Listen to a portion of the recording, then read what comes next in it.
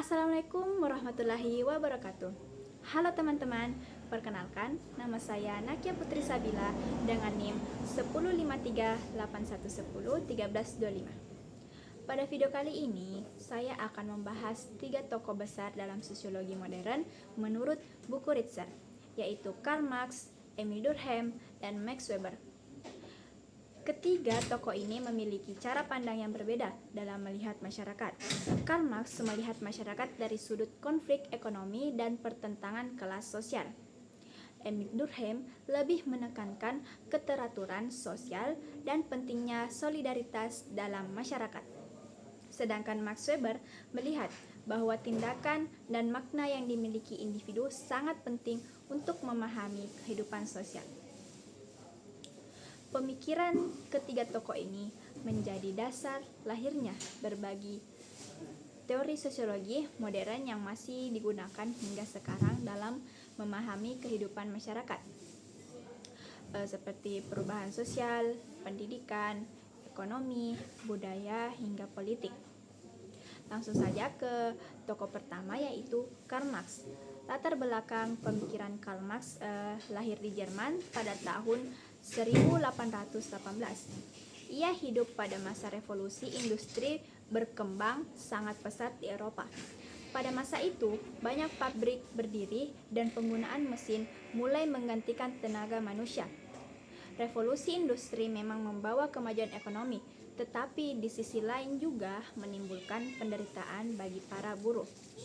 Banyak pekerja harus bekerja dalam waktu yang sangat lama, dengan upah rendah, dan kondisi kerja yang buruk.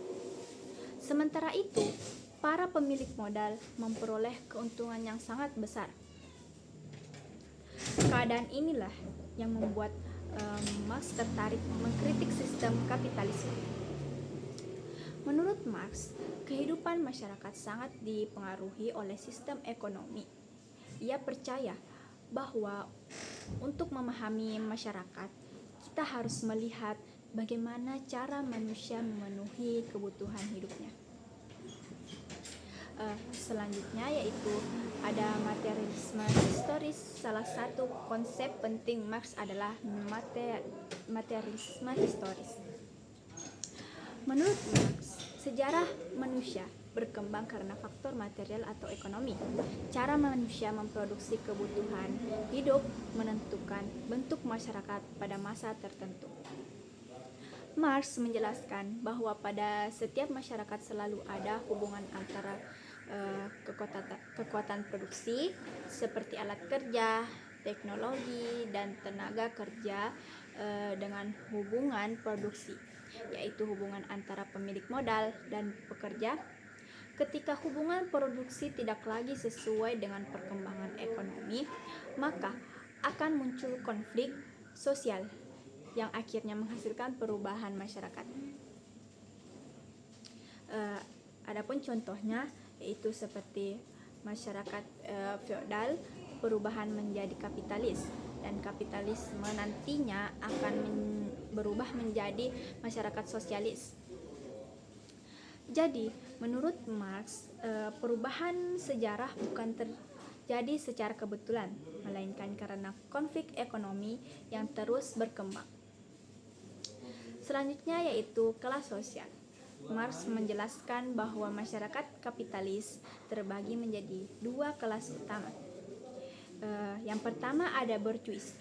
Bourgeois adalah kelompok pemilik modal seperti pemilik pabrik, perusahaan, dan alat produksi. Yang kedua yaitu ada proletar. Proletar adalah kelompok pekerja atau buruh yang tidak memiliki alat produksi sehingga harus menjual tenaga mereka untuk mendapatkan upah menurut Marx. Hubungan antara kedua kelas ini bersifat tidak seimbang. Bourgeois memiliki kekuasaan dan kekayaan, sedangkan proletar sering mengalami penindasan. Jadi, konflik antara kedua kelas ini disebut perjuangan kelas. Marx percaya bahwa sejarah manusia dipenuhi oleh konflik antara kelompok yang berkuasa dan kelompok yang tertindas. Selanjutnya kita beralih ke nilai lebih. Marx juga menjelaskan konsep nilai lebih atau surplus value. Menurutnya, buruh menghasilkan barang dengan nilai yang lebih besar dibanding upah yang mereka terima. Selisih keuntungan tersebut diambil oleh pemilik modal. Contohnya itu seperti seorang buruh bekerja membuat sepatu. Hasil penjualan sepatu sangat tinggi, tetapi buruh hanya menerima sebagian kecil dalam bentuk gaji. Keuntungan besar justru dinikmati oleh pemilik perusahaan. Inilah yang disebut eksploitasi dalam kapitalisme. Marx menilai sistem kapitalisme membuat pemilik modal semakin kaya, sedangkan buruh tetap miskin. Baik, selanjutnya kita beralih ke alienasi. Konsep penting lainnya adalah alienasi atau keterasingan. Menurut Marx, dalam sistem kapitalisme, buruh menjadi terasing dari hasil kerjanya, proses kerjanya, sesama manusia, bahkan dari dirinya sendiri. Buruh hanya bekerja demi mendapatkan upah, bukan karena menikmati pekerjaannya. Mereka tidak memiliki kendali terhadap hasil produksi yang mereka buat. Akibatnya, manusia kehilangan kebebasan dan rasa kemanusiaannya. Selanjutnya, kritik terhadap kapitalisme. Marx menganggap kapitalisme memiliki banyak kelemahan. Contohnya itu seperti ketimpangan sosial, kemiskinan, eksploitasi buruh, pengangguran, dan ketidakadilan ekonomi. Menurutnya, kapitalisme juga menciptakan persaingan yang membuat hubungan manusia menjadi tidak sehat. Jadi Marx percaya bahwa sesuatu saat kaum proletar akan menyadari penindasan yang mereka alami dan melakukan revolusi untuk menggulingkan sistem kapitalisme. Selanjutnya kita beralih ke bagian masyarakat tanpa kelas. Tujuan akhir pemikiran Marx adalah terciptanya masyarakat tanpa kelas sosial. Dalam masyarakat tersebut tidak ada penindasan, tidak ada kepemilikan pribadi atas produksi, dan semua orang memiliki kedudukan yang setara. Marx percaya bahwa masyarakat seperti itu akan lebih adil dan manusia dapat hidup lebih bebas. Baik, kesimpulan dari Karl Marx secara keseluruhan yaitu Marx melihat masyarakat sebagai arena konflik antara kelompok yang memiliki kekuasaan ekonomi dan kelompok yang tertindas. Pemikirannya banyak mempengaruhi teori konflik dalam sosiologi modern. Selanjutnya yaitu tokoh kedua, yaitu Émile Durkheim. Émile Durkheim lahir di Prancis pada tahun 1858. Berbeda dengan Marx yang fokus pada konflik, Durkheim lebih tertarik memahami bagaimana masyarakat lebih tetap teratur dan stabil. Durkheim ingin menjadikan sosiologi sebagai ilmu yang ilmiah seperti ilmu alam. Karena itu, ia menekankan pentingnya penelitian dan fakta sosial. Baik, kita lanjut. Konsep utama Durkheim adalah fakta sosial. Fakta sosial adalah cara bertindak, berpikir, dan merasa yang berada di luar individu tetapi memiliki kekuatan memaksa terhadap individu. Adapun contohnya seperti norma, adat, hukum, agama, dan nilai masyarakat. Menurut Durkheim, manusia sering mengikuti aturan sosial tanpa menyadari bahwa aturan tersebut mempengaruhi perilakunya. Misalnya, kita harus menghormati orang tua, memakai pakaian yang sopan, menaati hukum, dan mengikuti aturan sekolah. Semua itu merupakan fakta sosial. Baik, kita lanjut ke bagian solidaritas sosial. Durkheim menjelaskan bahwa masyarakat dapat bertahan karena adanya solidaritas sosial. Ia membagi solidaritas menjadi dua bentuk. Yang pertama, solidaritas mekanik. Solidaritas ini terjadi pada masyarakat tradisional. Ciri-cirinya yaitu masyarakat masih sederhana, pekerjaan masih hampir sama, kepercayaan dan nilai masih seragam.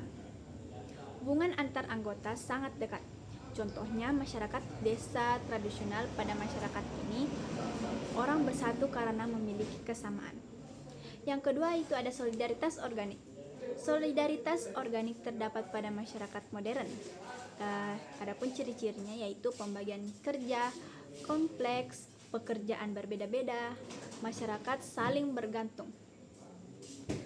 Contohnya, masyarakat kota dan industri.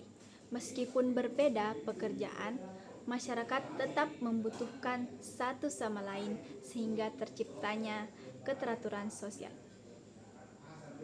Baik, kita lanjut ke pembagian kerja. Durkheim melihat pembagian kerja sebagai hal penting dalam masyarakat modern. Dengan pembagian kerja, pekerjaan menjadi lebih efisien. Kemampuan manusia berkembang dan masyarakat semakin saling membutuhkan. Namun, pembagian kerja juga dapat menimbulkan masalah jika tidak diatur dengan baik.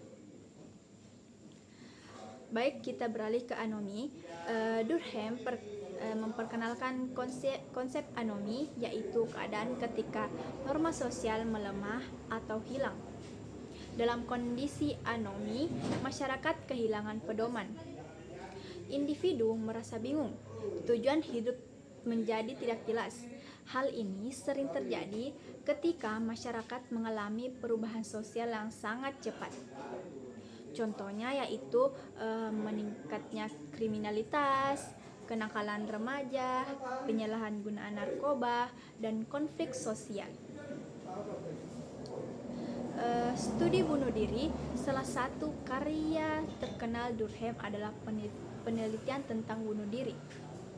Durkheim membuktikan bahwa bunuh diri tidak hanya disebabkan dengan masalah pribadi, tetapi juga faktor sosial.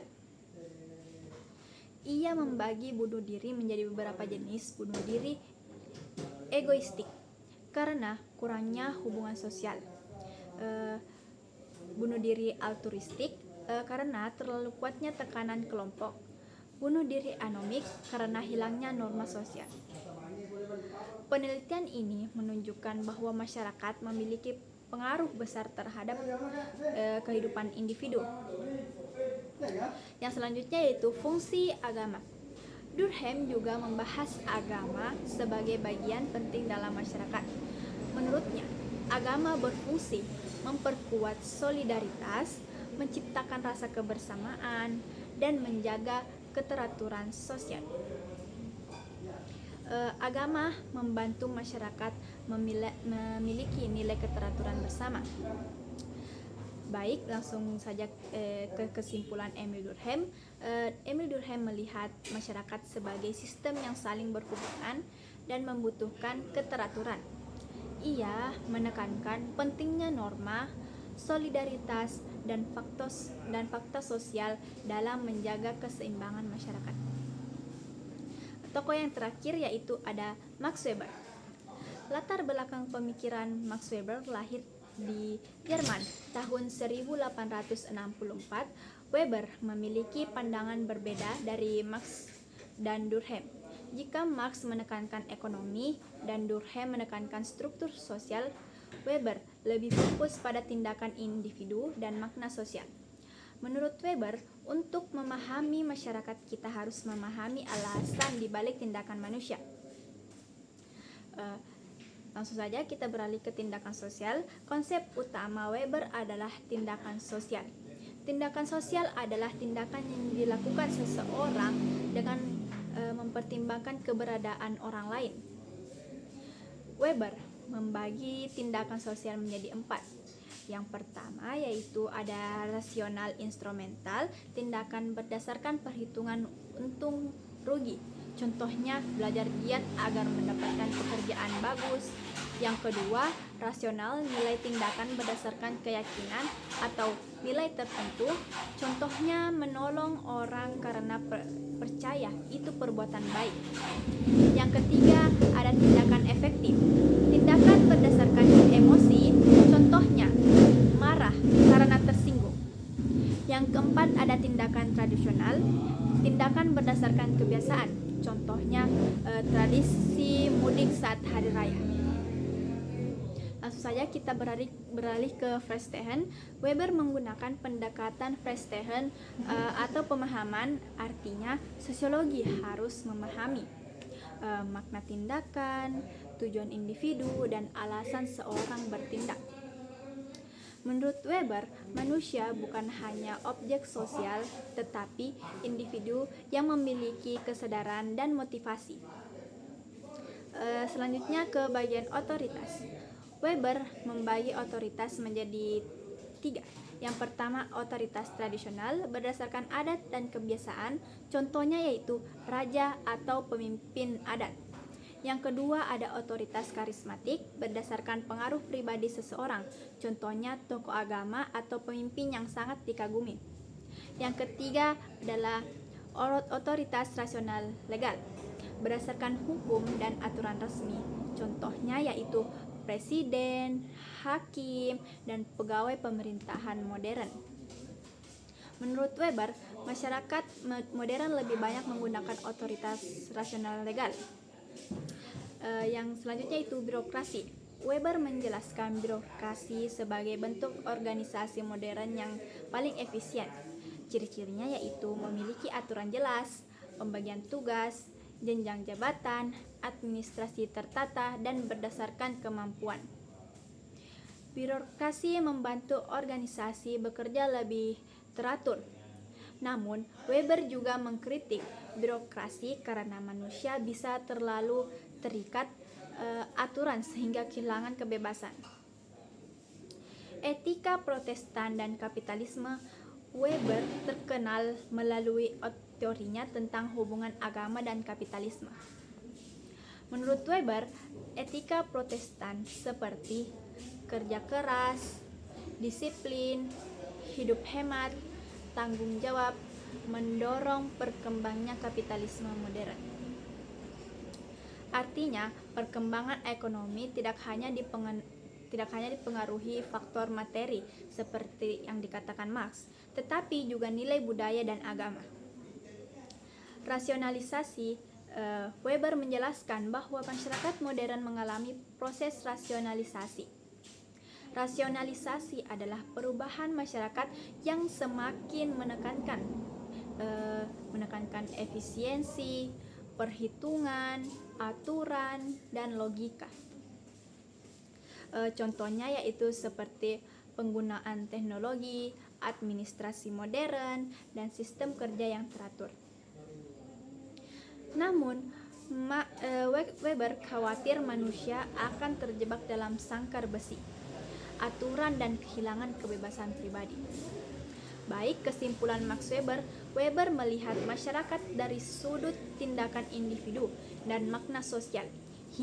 Ia menekankan bahwa ide, nilai, budaya, dan cara berpikir manusia memiliki pengaruh besar terhadap kehidupan sosial. Dari ketiga tokoh ini dapat disimpulkan bahwa Karl Marx melihat masyarakat dari konflik ekonomi dan perjuangan kelas. Emil Durkheim menekankan keteraturan sosial dan solidaritas masyarakat.